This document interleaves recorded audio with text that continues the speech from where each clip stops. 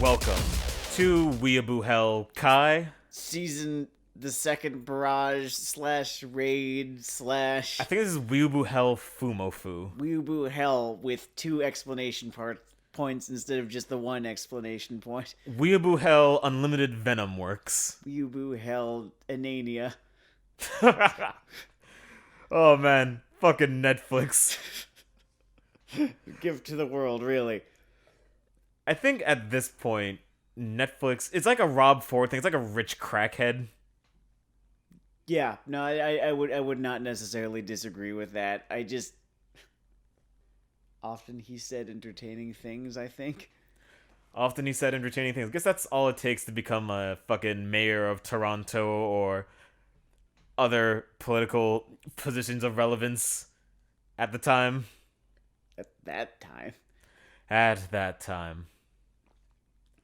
Current guy's actually kind of relatively sober. A lot of book club people in the primary land.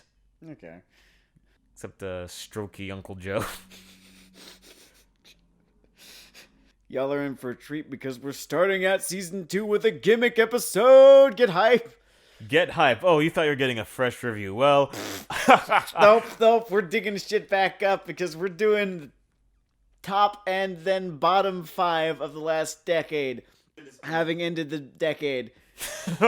You know, because like that's what people are doing when their shows they're doing a top, you know, and they're doing top bottom and number list, bottom list. If I wasn't afraid of him finding me, I would have totally ripped off the best, worst, blandest thing that Mr. Crosslaw does.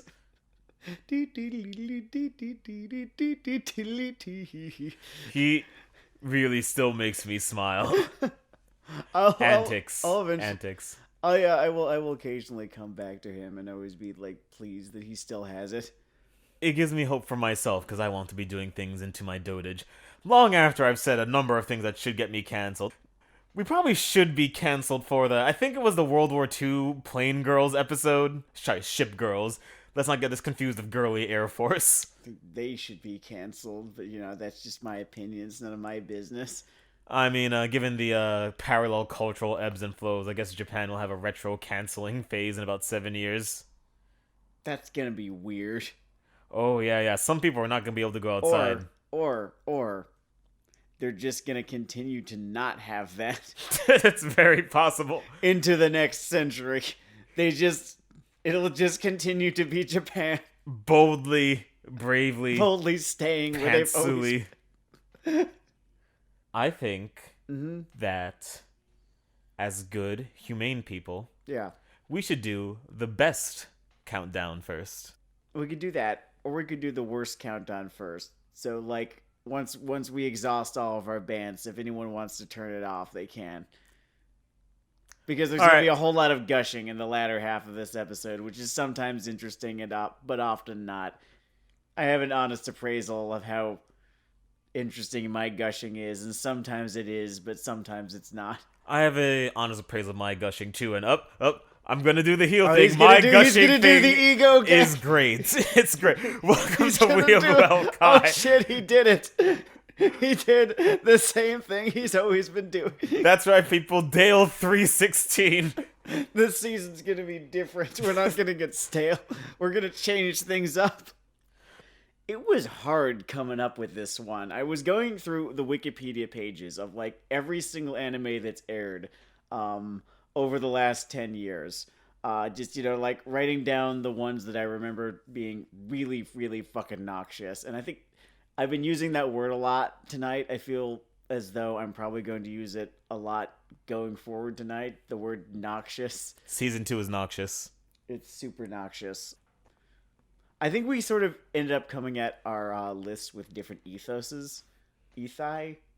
I don't know what the plural ethos is. Oh yeah, I definitely went more with what it meant to me and what I could remember of my resonance with it, as opposed to, I don't know, I wouldn't call it an objective list. If I was the kind of person that scored things, these wouldn't necessarily be my 5 lowest scores possible. Like, honestly, if I could go through, like, honorable mentions, for example, I don't even have a shade of handshakers on this thing. And you just literally cannot look at handshakers, which is a failure for animation. That's a very visual medium. it's a really hard thing to watch. The philosophy that I went into my list with, or rather that I found that my list was the through current was the word influence. And I feel like all of these shows are no, I'll accept one of these shows, I think, are emblematic of something. One of them just made me fucking mad because of who I am. And if you've been listening, maybe you can guess what show that is. It's not a show that we have spent an extended Some of you are amount of gonna win time. some money. Yeah, you might win some money. It's not a show that we've spent an extended amount of time talking about on this series, but it is a show that has come up in conversation before that I am still actively fucking butt mad about, even like years later. And God, this thing aired while I was in college. That's like Cradle to the grave. fucking long this decade's been. But I'm getting ahead of myself. We'll do you first. Long story short, I'm doing a critics circle. He's doing Oscars. Or maybe I got that backwards. I'm really bad at my awards show. I don't know. I don't watch them anymore. That is really good for your mental health. So, my fifth choice, the least shitty of the most shitty. Bread and potatoes, foundation shittiness, Conception. I'm still really impressed that it happened. Like, even as a trendy thing, because I could blame the trends themselves, but Conception, it's a market thing, but in the same way that a good ad is a market thing, that it's like a flash of an individual person's insight radiated against the landscape in its concepts. Before you keep going, just for those who missed a really terrible show that I'm pretty sure also flew under the radar too, do you want to share with us the basic premise of Conception? Yes, I do. So, Conception is a because this did not make waves. It was just awful, and few people, if anyone, saw it, but good. But yeah, also, Conception did not make waves. It made ripples. I don't know. It was sort of a pebble skidding against the surface of the fucking isekai flood that has claimed civilization. Spoiler alert: there's more than one isekai on both of our lists. I'm pretty sure. Oh yeah, shocker. I like to consider this a podcast sort of an arc. We're carrying two of every subgenre of anime on it. We're not gonna change the game at the very end here. It's the patterns are going to keep recurring. Yeah, you're gonna get the whole fucking Pokedex on this one. Man, I gotta edit this episode quick so that joke makes sense to anyone. Mm-hmm. Moving forward. So, Conception was adapted from an action RPG game, sort of a niche thing in Japan. Or maybe in Japan it's not niche. Maybe it's huge. Maybe that's why there's a Conception anime. I can't speak to that. But it stars a young man tragically born without a personality. So sad. So depressingly common. Who was teleported to a poorly... So many young men have been infected by this terrible disease in anime. He's been... Someone should do something. He's been teleported to a poorly animated world. Do they have, like, their own version of Susan J. Komen Association? Yeah, I think it's just a angry Sunrise middle manager throwing shit across the room until it hits someone in the temple.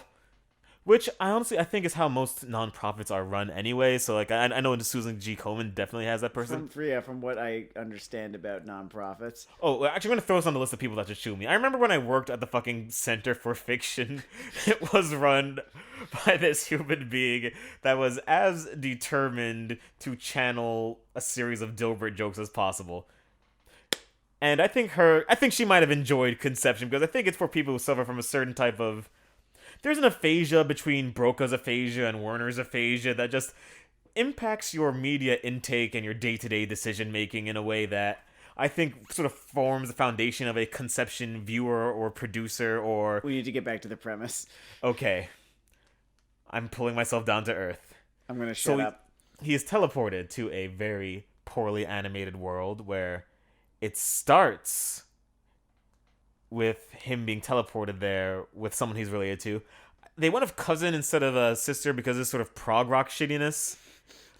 But I'm really slow rolling this. It's a Dragon Quest world, but he has to get, like, women that represent the Zodiac pregnant. He needs to fucking bang his way across this world, getting people pregnant. The first of which is the girl he came there with, who is related to him, and it just keeps going and happening. And I don't know, sometimes a show feels a bit like a weather event. And I would call Conception in it was a flash flood, which, is fast and it just destroys everything you have quickly. Maybe it doesn't leave as much of a memory impression other than losing everything you had. I had a really visceral reaction to Conception in the moment. Because once again, when I use that ad agency metaphor, I actually work at an ad agency. Mm-hmm. And so often, I know, I often just get stuck in my head on things on a conceptual level, just imagining the person having the idea. And Conception feels like a dark parody of that creative mode where someone said, what if he had to get every sign of the zodiac pregnant? We could we can design a waifu around each one. Two for Gemini. That could be two. They could be twins. Oh yeah. Holy shit, I'm gonna be rich. They hoisted him on their shoulders, they kissed him upon his mouth and said, you are our future. You are the rock star of this company. What I remember about watching that show, and I don't remember much because I was pretty sure we got decently wasted beforehand. Oh yeah. Was just the annoying sexual harassment anime animal thing dangled in front of me like so many keys. Trying to I think its purpose, I think what it did in the show, It exposited a lot. It exposited a whole lot, and then in between exposition dumps, it would grope people. It was also really, really loud. And a voice kind of like this, but just imagine this in Japanese. Yeah. And I was supposed to find it funny or charming or, a nice distraction from... I don't know. I remember it actually being my least favorite part about it. It wouldn't have been my least favorite part in another type of bad anime, right? I remember distinctly hating it because... I hated it because of what an insult to my intelligence it felt like. As though they knew that eventually anyone who watches this is going to come to their senses and realize what the fuck they are consuming. So they have, these keys that they're jingling in front of you to help distract you from it. Because apparently you're so dumb and your attention span is so short that as long as you have, an annoying sexual assailant anime animal mascot, then it'll be okay. It's funny. It's cute. Yeah, it's a veritable fucking insult. I hated it and I wanted to kill it. More than most annoying anime creatures. Like, I should also point out, and I'm a human being that has seen multiple episodes of Handshakers. Episodes of Handshakers we have not discussed on this program. It may be the King fucking Kong of exposition little dialogue I have seen in my many meandering days of wandering the dark waters of the world. Wait, this creature from Conception? The show itself. The creature itself. I don't know. Handshakers was pretty bad about that. This is a worse show than Handshakers, but Handshakers was, I think, a little bit worse with the exposition. Anyway, before this becomes the Conception episode, because we totally could do it if it were more timely, I just want to say that really what marks this show is that I felt all my isekai flash back on me at once, and that's a bit like a grenade exploding in your knee. And B, it really just marks an incredible amount of low effort. It marks sort of a brilliant anti-idea, like if you want to come up with something to try to make me turn off my television as quickly as possible. Yeah. Conception. I think for my money, Japan is always... Not Japan, I should say anime, I should say, is always fascinating in, all the various creative ways that it comes up to objectify women, right? You've got the world that God only knows, right? Where they literally are monsters of the week, except instead of killing them, you have to get them to sleep with you. This is just... Zodiac women. I don't know. I'm having a hard time articulating it, but you get it, right? It's just... It's pretty clear, the politiques of like them they've being been turned into pachinko prizes. No, pachinko is not the little turns. Man, at least you need to be lucky to win pachinko. Where you put the coin in a coin slot machine. No, like at the grocery Oh yeah, I store. totally mean. You put the quarter in, you turn the dial And to you the get right. a little plastic toy. Like that is what this anime felt like. That's what a lot of harem genre shit feels like, but that's what this anime felt like in particular. Gachopon gender politics. That's a thesis. That'll get you out of undergrad. And now Gachapon, whatever the fuck is the genre that's going to supplant isekai, in the next 3 years. We broke something. We need to go back. How do we go back, Sam? How do we go back? I Oh, they're think we're just just here now. exposing the business. I hope they fucking die. I'm tired of these fucking pieces of shit. That oh shit, we know I'm supposed to be Brian last when we do this. So, what's your number 5? Oh, we're like doing five, five, five, five. Okay, Yeah, I like it that way. okay. My number five. This is the one that I was referring to earlier, which is not representative of a trend or anything like that, but just made me fucking mad because I felt betrayed.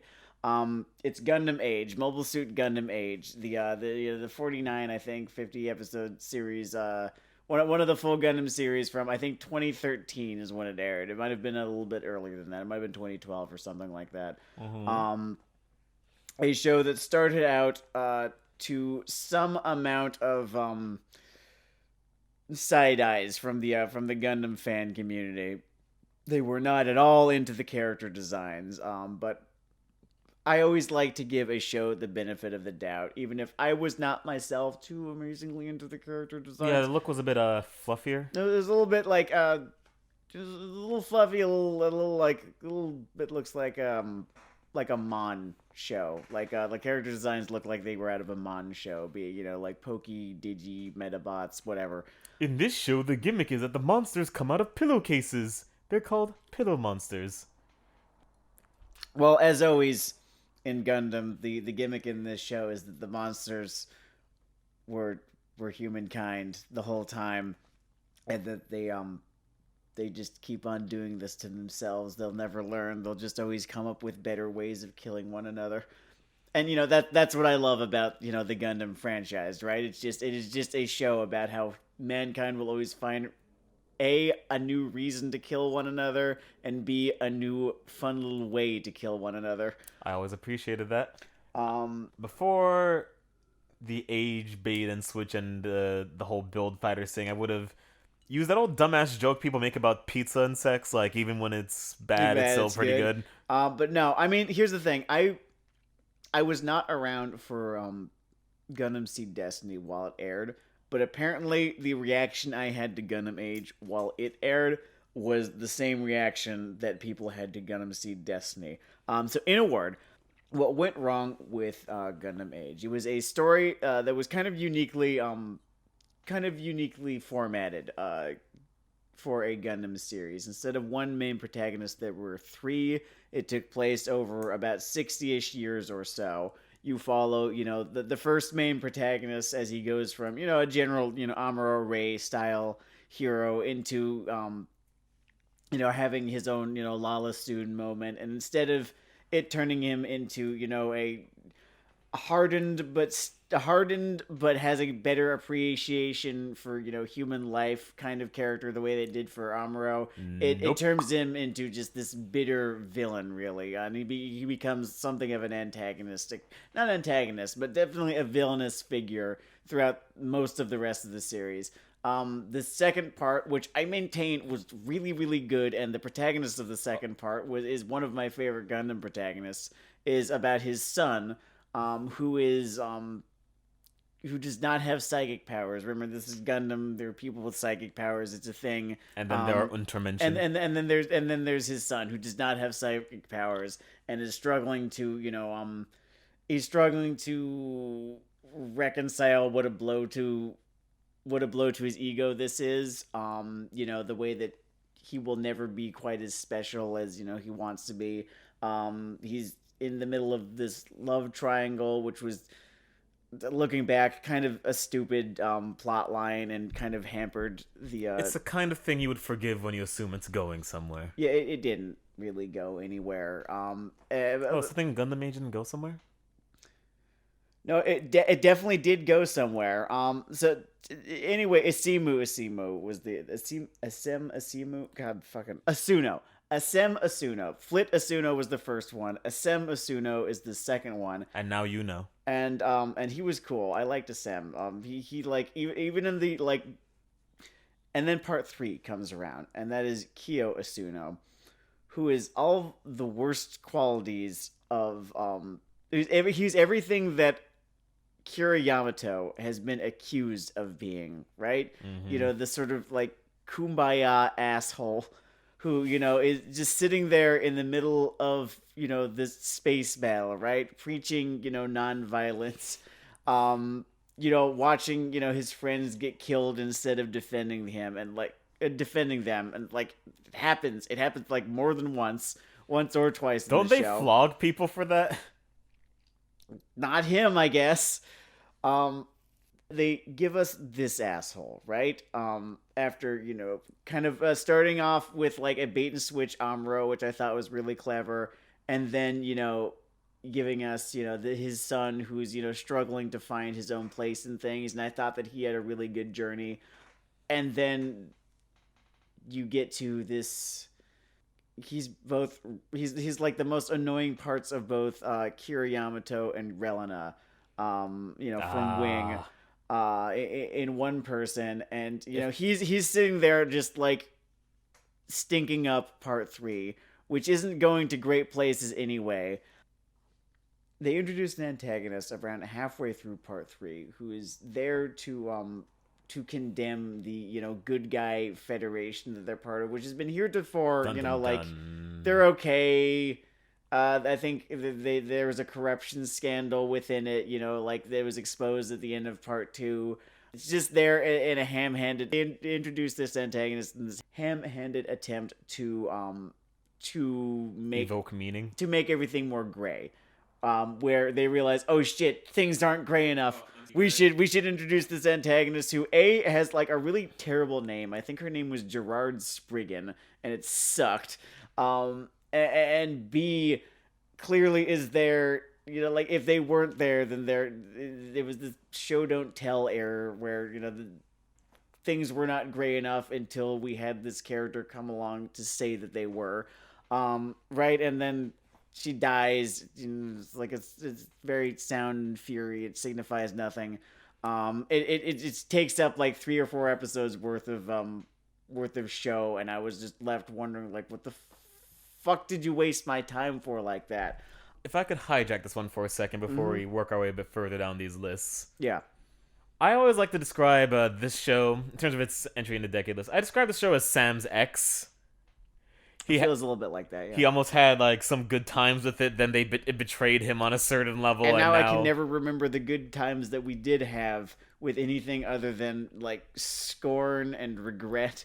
it's like this the species and intensity of the dislike is really something you can only get from something that you could have loved. It robbed us of what would have been a really, really powerful kind of grand finale, right? Because throughout the course of this show, after, you know, the, you know, Lala Soon dead love interest moment that the first protagonist has, you know, he becomes this member of the upper echelon of the military whose, you know, ultimate goal is to absolutely destroy every last one of, you know, the antagonist faction, you know, be it military or civilians. He wants They, them all dead, oh, right? they just go Titans. What happens is that this does not destroy him. You know, towards the end when it looks like he wants to launch nukes or something like that, his son and his grandson, oh, the third protagonist is grandson. I don't know if I mentioned that. His son and his grandson convince him like, no, you shouldn't do that. And then the final boss, because it really does just feel like the final boss of a video game and not a very good video game, is just this fucking kid who had no lines prior, who was just the dragon kid. He was just some dude that was grown in a lab to be the final boss fight or something, I guess. Up to this point, he's just that the main existed. antagonist grew, and he was foreshadowed like 3 episodes prior as waking up from his tank. Like they literally fucking came out of nowhere to be the final boss fight The of this series. Shockmaster is coming. Who the fuck is this asshole? He fell on his ass. And Incredible. and his presence deprives us of what would have been, and what they were teasing to have been a fantastic, final confrontation between, the first main protagonist and, his son and grandson, who have like seen, this poison that has turned him into the person that it has, right? What if he doesn't learn his lesson? What if this cycle of revenge that this show is about? The show is about this cycle of revenge here, right? Because everyone's got this revenge-based motive for everything, and it's just causing everything to get worse. What if that destroys him? What if it's his kids who have finally broken out of this cycle who are forced to put him down? Like, that was the final confrontation that they were teasing, and that we didn't get because they wanted... Wow, they decided to make just a show about nothing in that case. That's a rough cut. It just... I felt so amazingly robbed by the end of it that I was just so angry. I was just so angry, Denard. Oh, this is also probably a decent time to point out that this program did, in fact, also cheat on Sam and run his credit. Took my money, went to Vegas. Went to Vegas. It has his dog. It's not bad scene. Bad scene. All right, do your number 4. My number 4. Jesus Christ. So, I had to pick a representative, and it was originally going to be Fate Stay Night Apocrypha, the Netflix entry in this fucking series. It's just Fate Apocrypha, the Stay Night. Oh, I'm sorry, Fate Apocrypha. I'm pretty sure the Stay Night has not been there for several years now. Yeah. They're trying. You see, in the way that these shows are churned out, they actually save millions of dollars a year not having to print the word "stay" before the semicolon.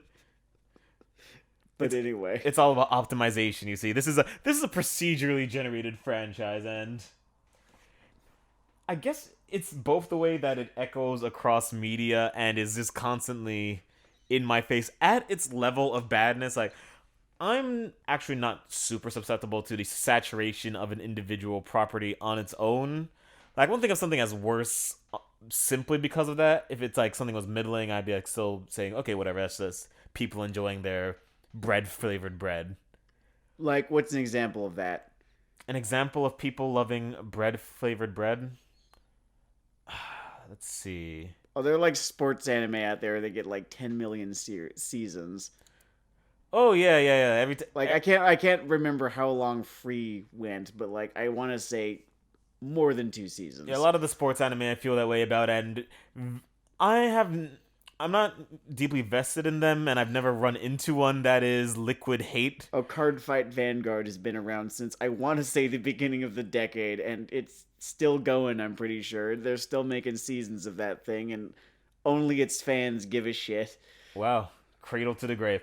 But my point here is, so I wanted a representative of the Fate Stay Night's fucking veteran existence as a virtuosic polyp in my craw. And instead of Apocrypha, I chose Fate/Stay Night, Unlimited Blade Works. For multiple reasons. One, I think it may have just sort of sucked in a more iconic way. Really? Like, the stream of nonsense that led to the words Unlimited Blade Works, and also I am the you that is not you. Oh, right, the thing with, like, fucking Shira and Archer. Yeah, I know that. Like, that I didn't even fucking watch it, and that's so iconically fucking stupid that I know about it just by dissemination. It's stupid nonsense, but also the real reason I picked Unlimited Blade Works over Apocrypha is that Unlimited Blade Works is the exact moment in this franchise where I thought, this is just gonna keep fucking happening. My input means nothing. This ball is rolling ahead. It's not losing steam. People aren't losing interest. They were going to cut it off to be artful. The studio wasn't gonna get another glint in their eye and chase another cash cow. It is just Fate Stay for the foreseeable fuckity future. See, the thing with me, the reason that I would put Fate Apocrypha, I guess, over Unlimited Blade Works in this list is because of Jack the Ripper Lolly.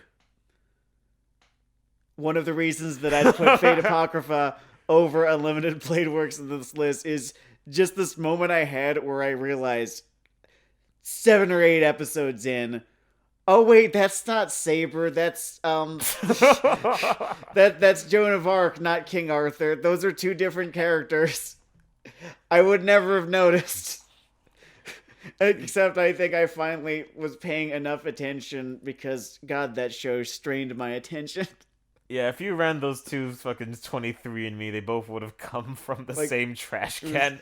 She was ruler, but I realized that one character's name could change because they were a different class this time because everything must be video games or relate to video games in anime and like this and fucking isekai, and it only serves to just really suspension of disbelief something. I don't know. I'm having a hard time being eloquent about this. I want to bring back a certain qualm of mine from the original Fate Stay series. Why the way, why do I have to feel? Why did they think? And I guess they're right because people do fucking watch this and like give the money hand over fist. Why do they make people feel like they're watching someone playing a video game? I hate feeling like that. Yeah, it's you are watching someone's terrible Twitch channel. They have terrible taste. All the jokes they make on it, and like the Fate series is that, Isekai is that. Yeah, the gotcha anime are now kind of like that. You're just watching a video game play out. Like, you do not, to gotcha animes or gotcha game animes credit, you aren't seeing the gamer in question anymore.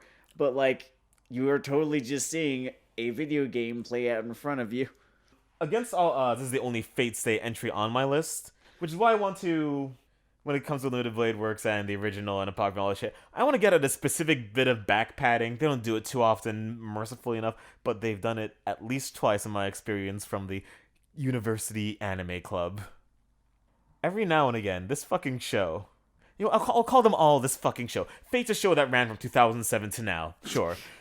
This fucking show, every now and then, when they do their like Femme King Arthur or Femme Jet, everything they'll say. Yeah. Because they were women, their true face was erased from history.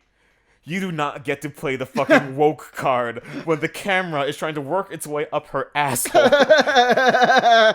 Okay. This is not... Don't fucking pretend that you wrote this for another demographic than the one you wrote it for.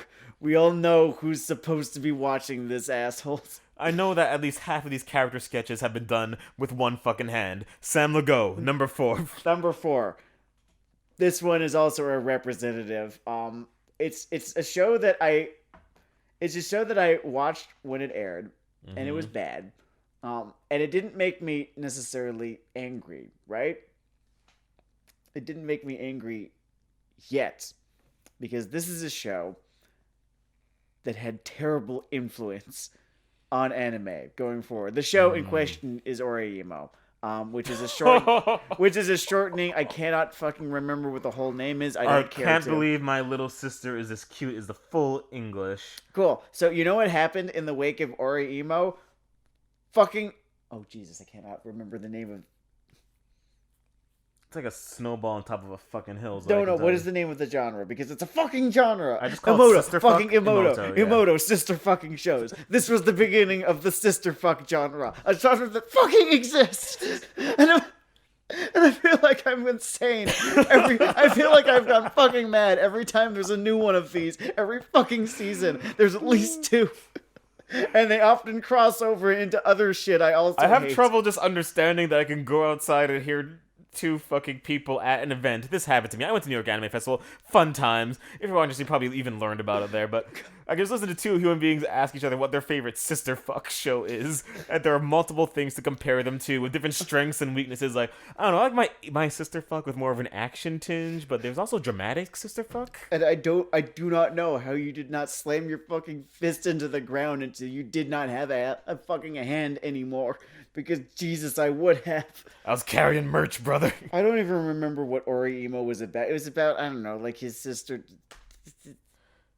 Oreimo, something. She is a secret nerd girl, but more importantly, That's she is all of them! That's the one with, like, the fucking chick who dresses up in the stupid fucking hood.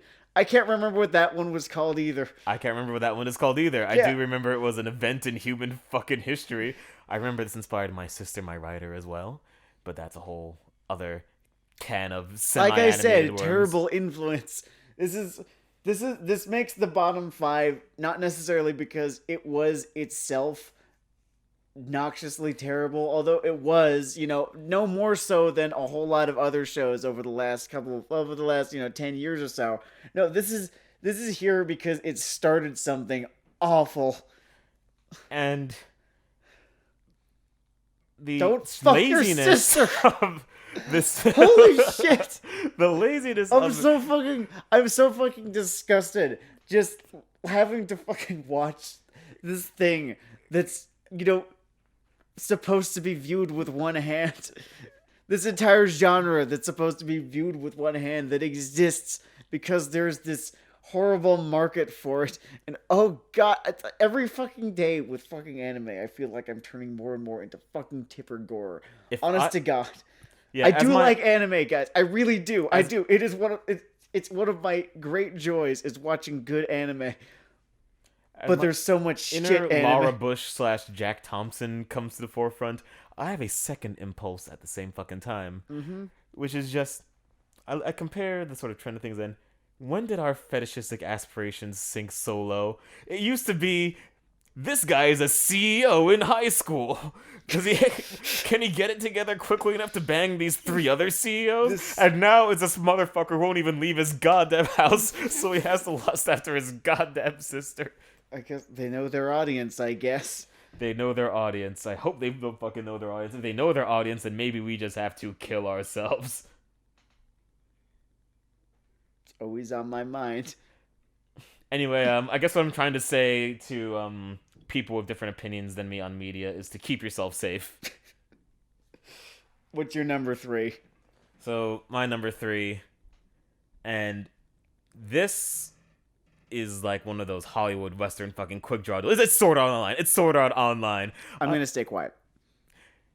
Now, I'm not sure that Sword Art Online necessarily represents the same sin to Sam that it does to me.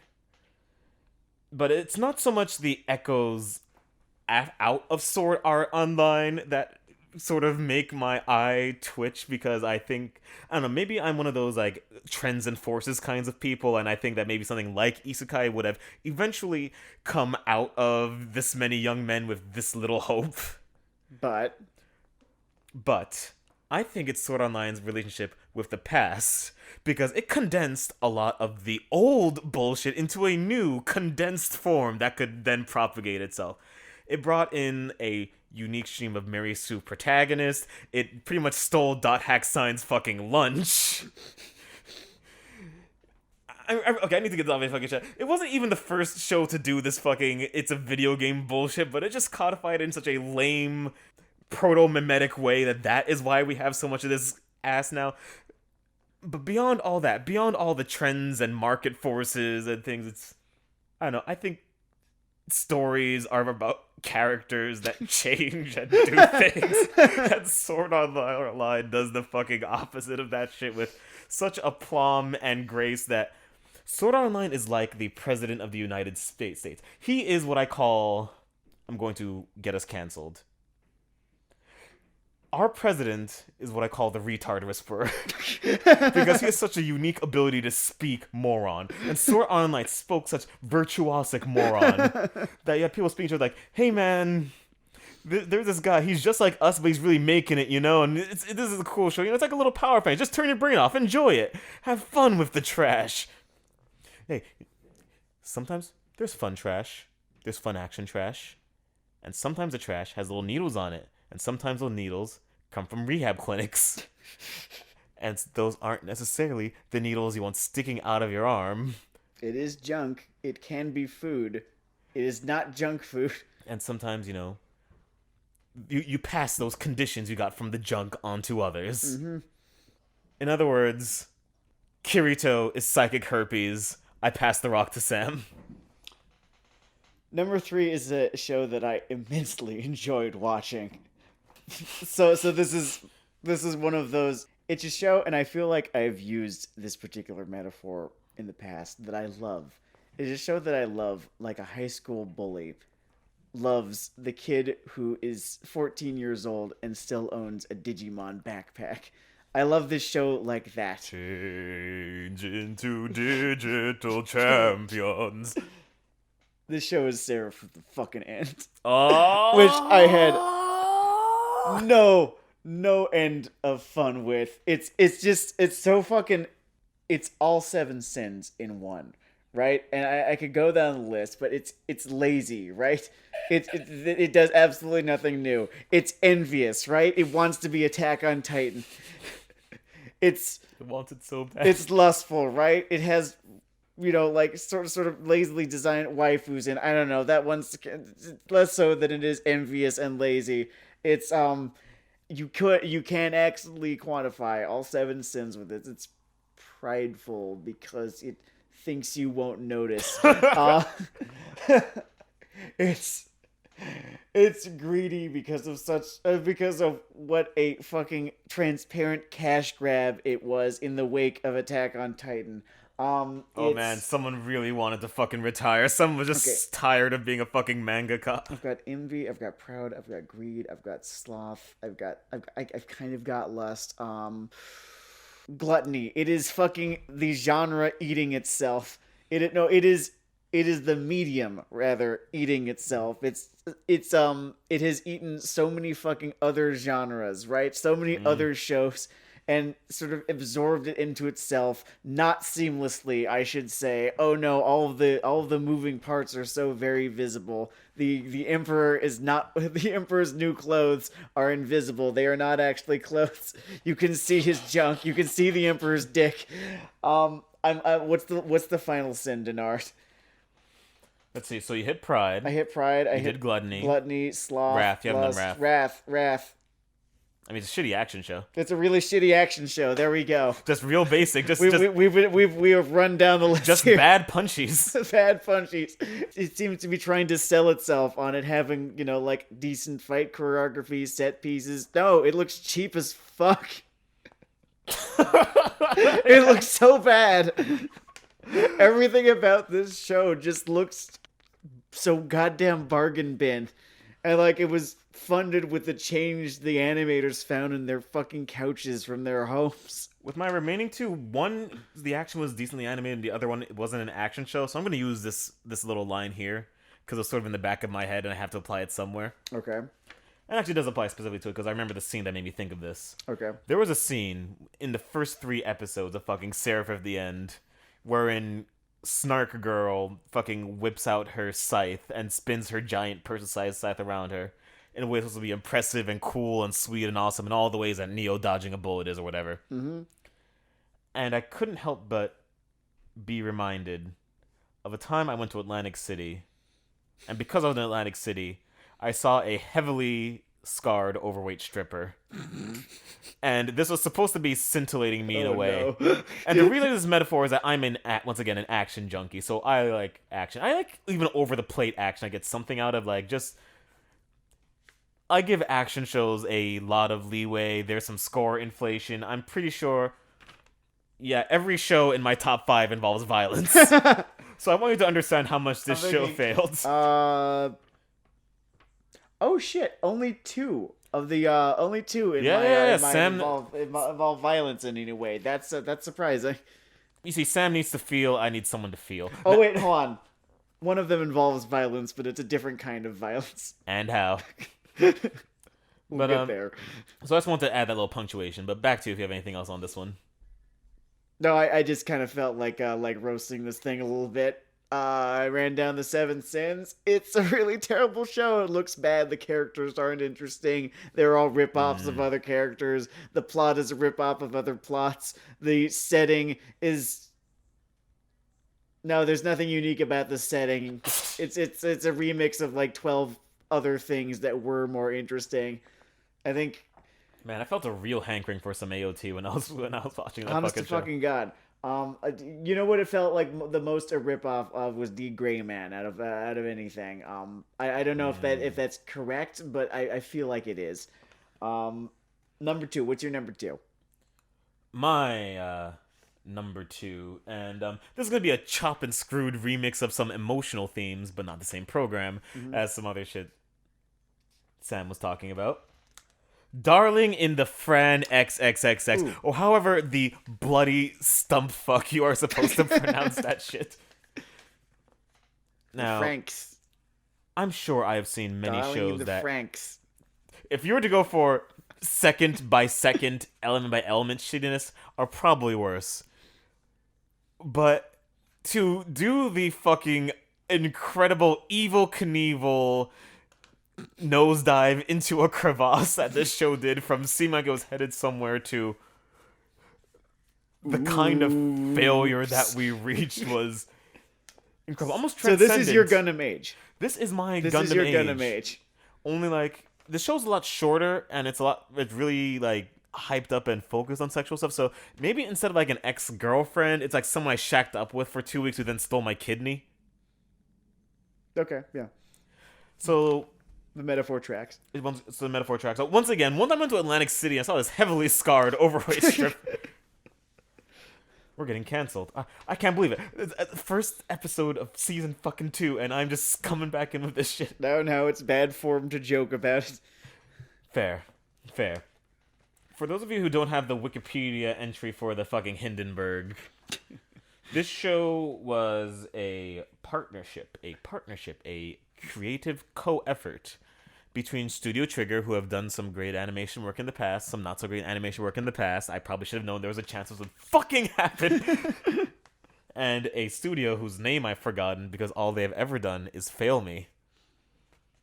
This show was basically, it was like Never Let Me Go with robots. Okay.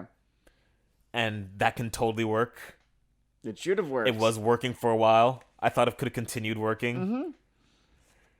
And then it ended with a giant version of the main girl screaming about how much she loves the main character and how love will save us all. It felt very... And it It felt very much like they were trying to... Like, they ran out of ideas, which I don't even know how that happened, because it was a pretty interesting original premise. They could have gone anywhere with it, and where they went was both Evangelion and Gurren Lagann, like really, really fucking transparently. Oh man, have you ever? It's like being your own goddamn cover band. It's so fucking sad to see someone stuck in that kind of rut.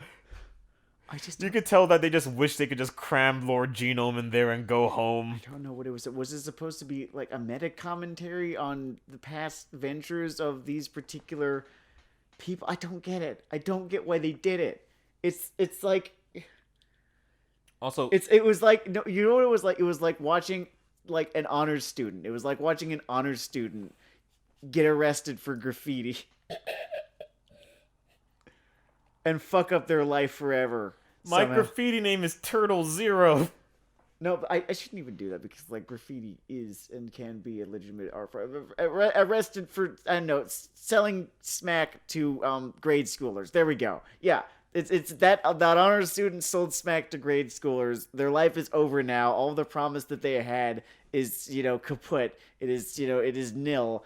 And Darling in the Franxx is a drug dealer to children. You know Thank they you call for coming cocaine to in my middle TED school? Talk. What did they call it? Adderall. Do you see what this says about society? Let that sink in. It also gets hits you because everything is doled out relatively well, like a story when it goes. Maybe I can understand the emotion that Lost people had. Only I will point out that there are a lot more episodes of Lost that do not suck than there are episodes of Darling in the Franxx that do not suck, because it's about the last, I don't want to say quarter. We would need to do some division here.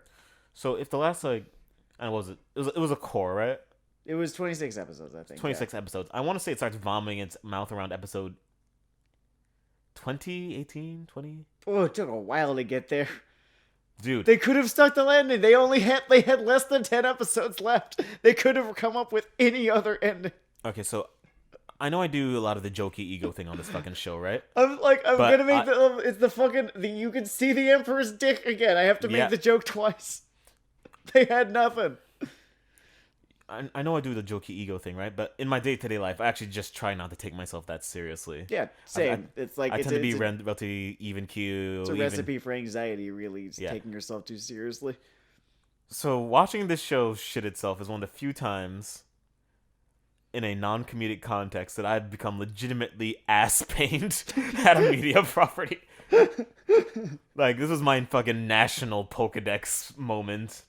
People seem mad about that. I don't really get it, but that's my vector. It happened to me like twice in the same year. I'm fairly certain that Gundam Age was airing around the same time that Korra was shitting itself. Woof. Okay, that's gonna get its own fucking episodes. If yeah, Yeah, I mean, is Korra an anime? Yes and no. It didn't make the list because I wasn't gonna have a hot take entry.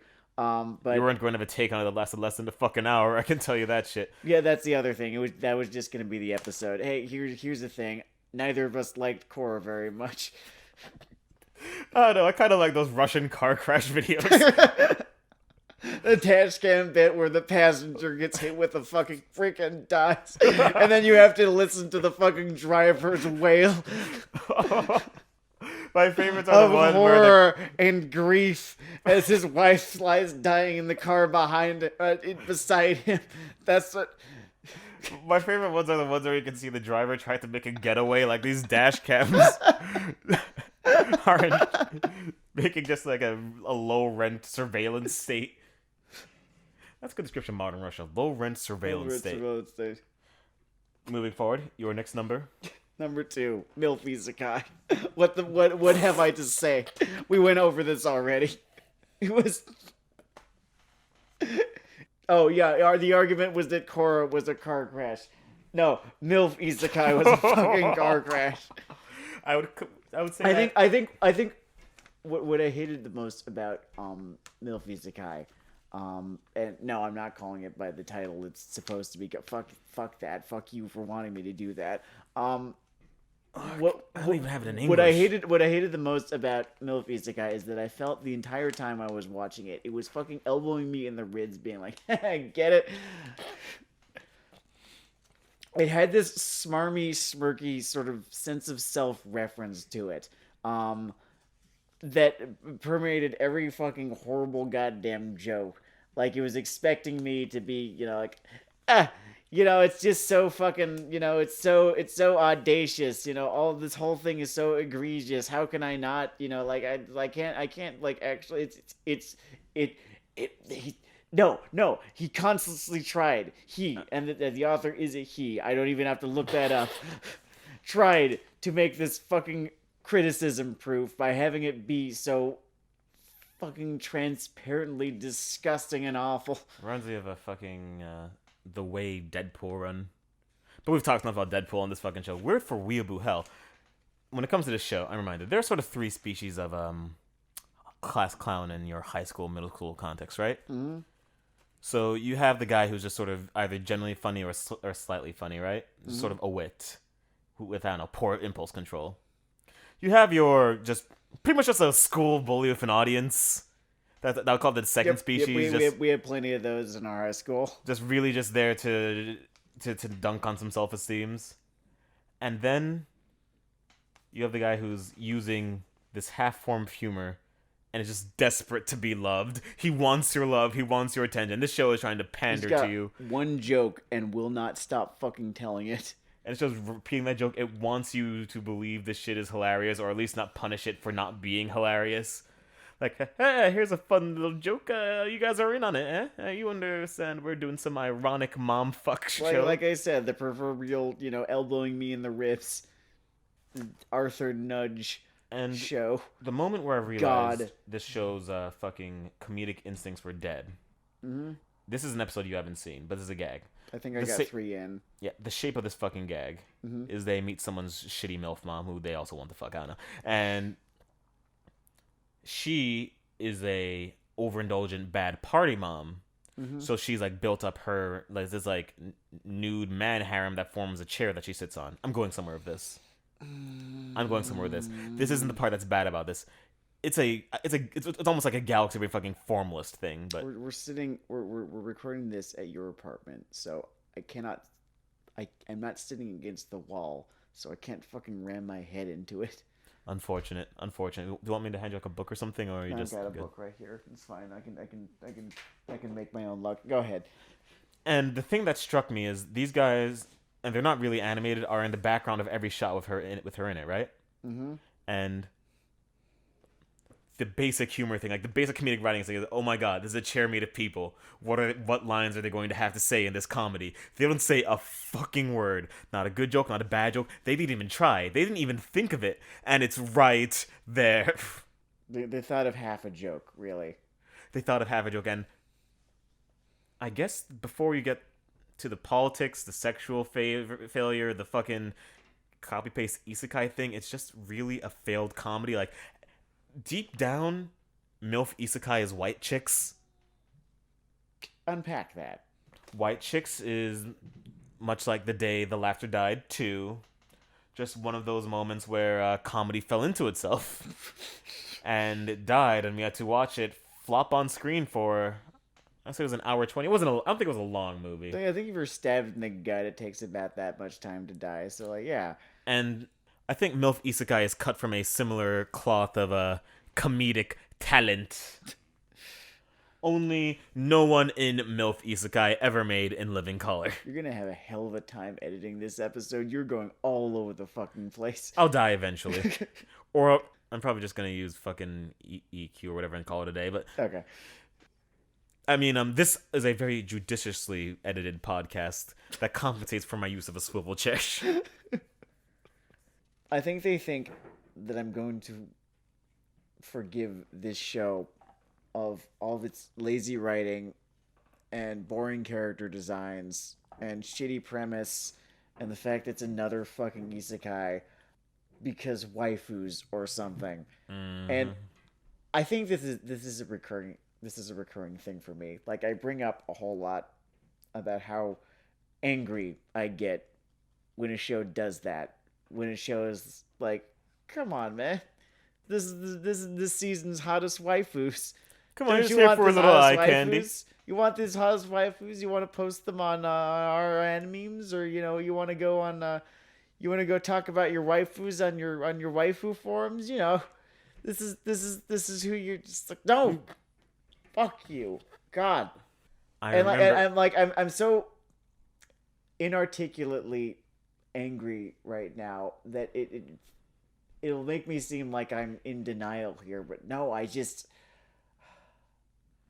mean, it'd be hard for you to be in fucking denial from your whole aloes are added again perspective. I don't even think it's physically possible to be in the market for this fucker. No, it's why I'm so fucking immune to so many of the fucking dirty tricks that anime tends to pull. So it actually has to be good for me to like it. Because honest to fucking God, Ew. when an anime is shitty, the first fucking trick they will pull is put a fucking waifu in there. Put someone that you can watch one-handed. Some real Dead or Alive 4 physics abound this one. I fucking loved playing Ryu in that thing. Just I like the drunk it's guy. it's like having Kratos in the middle of like a fucking runway show. Or actually, no, he was right at home in Mortal Kombat. Yeah, no, I get you. Yeah. I like the drunk guy. He was fun. Yeah, it was fun. I remember the game had counters for counters, which is something everything should endeavor it's very to. Team Ninja. It is very Team Ninja. I'm trying to avoid talking about this next show. I don't know how I didn't end up doing an episode about this. I think maybe I was tired of how much I had ended up talking about it in real life. Mm-hmm. The shittiness of a show is almost like this sine curve in terms of endorphins. There are points where things are just bad and I stop being able to get anything out of the experience of having seen them. Mm-hmm. And there are points where I'm bad and laughing and it sort of vibrates along the spectrum depending on the sheer degree, but all this is a really long-winded way of me saying that the laughter that I got from Arrow Manga Sensei's genre of terrible enriched my soul. I'm not going to call the obvious pedophiles that made Arrow Manga Sensei bad people.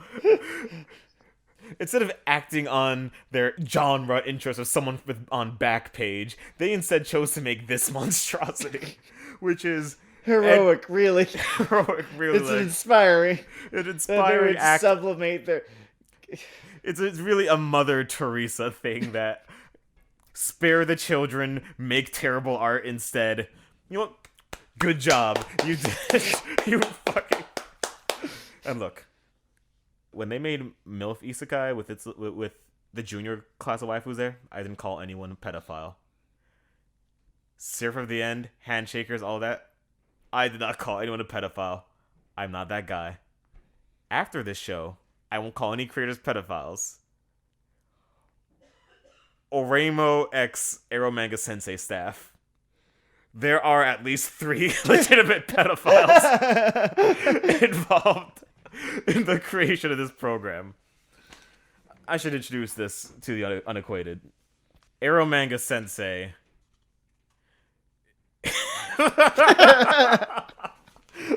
You feel like the fucking moron describing it. So there's this guy that writes like Porn. He writes He porn. writes porn. And he lives in this house alone with his Emoto. This is the end outer limits of the Emoto show, by the way. I don't think it is because it's still happening. Like, I was torn between like making my entire list just a straight run of the worst Emoto shows or just having the Avatar here, but I put The Last Airbender here. And he writes porn and he finds out, whoa, the entire time his innocent little sister has been this legendary porn artist. He is the Salieri to her sheer hornitude. And he meets the rest of the entire erotic fan fiction whatever community. They're all waifus. They're all waifus. Of them, literally to a They're all fucking waifus, man. but I can't legitimately call this a harem show because he only has eyes for fucking his sister. I mean, Keitaro Urashima only ever wanted Naru Sagawa, and Love Hina was a harem show. So I think it still counts. It still counts. And I don't know, Arrow Manga Sensei is a moment of history. And you know what? I'm going to run down my list. I do not recommend you watch Conception. I do not recommend you watch Fate Stay Night. I do not recommend you watch Sword Art Online. I do not recommend you watch Darling in the Franxx. But if your neighbors can't see into your apartment and you want to laugh and look at the world become, fucking watch Arrow Manga Sensei. Fucking, when you're done with this episode, go watch Arrow Manga Sensei. It will lighten your mood. You'll walk a little kick in your step knowing, man, I'm not one of the pedophiles that made Arrow Manga Sensei. Okay. So now that I've committed fucking libel and several men who hopefully are not bilingual and therefore will not hear this program. Let's move on to your number 1. Before I get there, I want to give the list of dishonorable mentions. This is all of the anime I really fucking hated over the course of the last 10 years. Let me turn over my page here. The shit from my bottom 5 list, because this is the master list here. The shit from the bottom 5 list might actually show up once or twice. Okay. Oh yeah, feel free to let us know if you think one of these is an awards snub, like if you're gonna pull a Kanye West. If it feels like something was way the fuck shittier than something I included on the actual list, let me know. Gundam Age was very much a personal choice for me. But here we go. Fairy Tail, Monster Musume, The 7 Deadly Sins, Miss Kobayashi's Dragon Mage, The World God Only Knows, Excel World, To Love Ru, Gundam Build Fighters, I Can't Understand What My Husband Is Saying, Space Dandy, because it made me feel so fucking disappointed, Noragami, Fate, just everything Fate. We've been over this. I couldn't resist. I needed to fucking the Fate thing. It's like a gravity well. Working, Isekai Quartet, Azure Lane, In Another World with My Smartphone, Black Clover, the Junji Ito Collection, Darling in the Franxx, Concept. Okay, yeah, now we've been over that. Those were all of my least favorite anime of the last decade.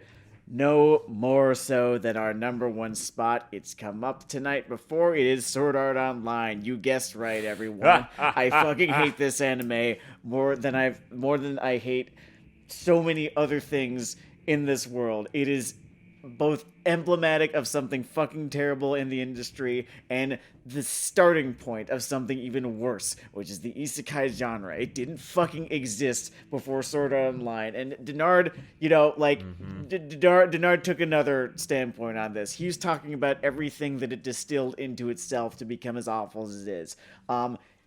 All of that is true. I'm still angrier at what it begat. I'm still angrier at everything it took. Everything about the